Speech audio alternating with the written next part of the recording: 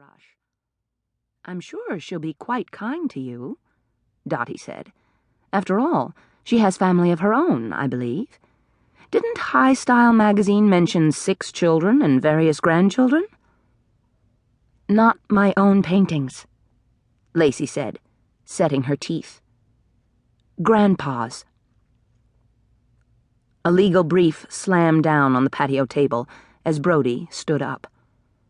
The family cat shot out from under Brody's chair and vanished into the lush undergrowth of the garden. "All over again," Brody said. "From the beginning." Lacey's chin came up. "You have a good legal mind. Do I really need to repeat it?" "What you need to do is convince me that I shouldn't—" "Not again, Dad. We've had this argument so many times we could speak each other's lines. For whatever reasons, you think your father's paintings aren't worth wall space. I do. I think he was. She swallowed. His death 2 years ago was still fresh for her, still hurtful. Sometimes she still thought she saw him from the corner of her eye or across the street or turning down the aisle of the grocery store. Grandfather was a very fine artist, equal to, if not better than, any of the California plein-air impressionists that are hanging in museums on both coasts. I believe in him. He believed in me. "Honey, I'm sure your father—" Dottie began. Lacey kept talking. "Without my grandfather, I'd be trying to be something I'm not, a society woman instead of an artist. I don't ask you to support my choices with money or hugs, but damn it, don't act like I need your permission, either. He left the paintings to me, not you. He died before I understood how much he meant to me. The least I can do is try to resurrect him from undeserved anonymity as an artist." "Still dying to do David Quinn, biography of an unknown artist?" Brody asked. "I want to know where I came from. I love my family, but I don't fit in. My sisters do." She grinned wryly at her mother. 2 out of 3 ain't bad, right? "Lacey," her mother said, hugging her. "We love you." "And I love both of you," she said, returning the hug. "But that doesn't mean we're the same kind of people.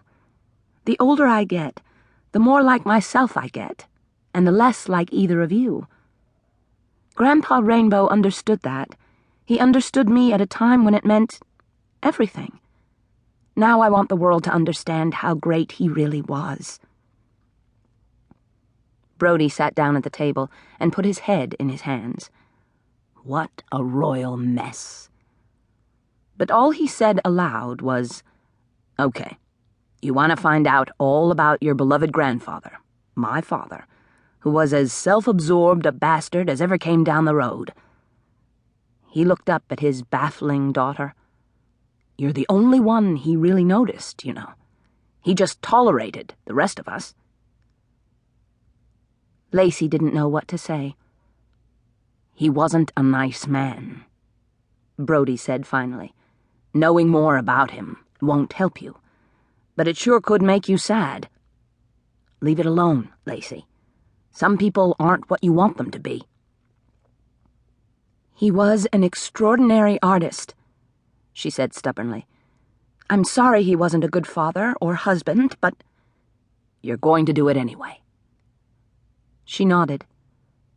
"That's why he left everything to me. Even though he never signed a painting, he knew the value of his art. So did I. You didn't."